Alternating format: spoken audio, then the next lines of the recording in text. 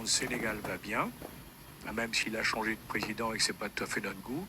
La Côte d'Ivoire va bien, indiscutablement aussi.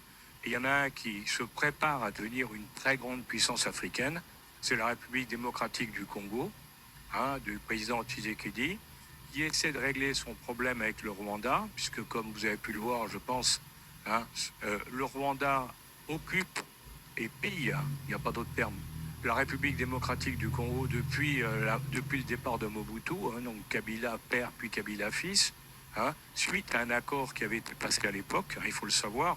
Ce qui s'est passé, c'était que quand Kagame a pris le pouvoir au Rwanda, il était aidé par les forces spéciales américaines, bien sûr, puisque c'était les compagnies minières américaines étaient derrière, et ils ont aidé le président Kabila, Joseph Kabila, à prendre le pouvoir au Congo. C'est-à-dire qu'après avoir pris le Rwanda, ils ont continué vers Kinshasa pour imposer Kabila.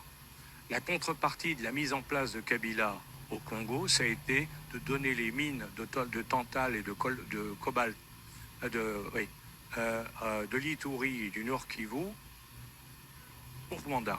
Donc le Rwanda a exploité pendant des dizaines d'années les mines qui étaient dans cette zone-là. Et maintenant, évidemment, les Congolais disent ça suffit. Maintenant, on veut récupérer ces mines.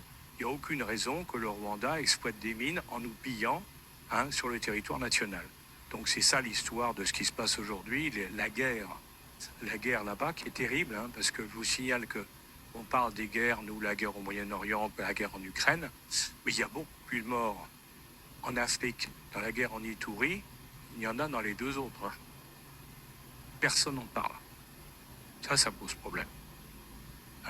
Personne n'en parle, et je le dis pour les dames de l'assistance, cette guerre a un triste record, d'après les spécialistes de l'ONU. Ça triste record, c'est que c'est une guerre dans laquelle le viol des femmes est une arme de guerre, et on estime le viol des femmes à peu près actuellement à 500 000. C'est pas une. Vous voyez, donc c'est très grave et très sérieux. Alors, bon, je pense que Tshisekedi est en train de gagner, parce qu'il a maintenant l'appui de tout le monde, y compris des Américains. Là, c'est très important. Les Américains ont lâché Kagame, parce qu'effectivement, ils disent que ça ne peut pas continuer comme ça. Donc, vous voyez, tout ça, c'est en train de bouger, si vous voulez. Je crois que j'ai fait pratiquement le tour. Si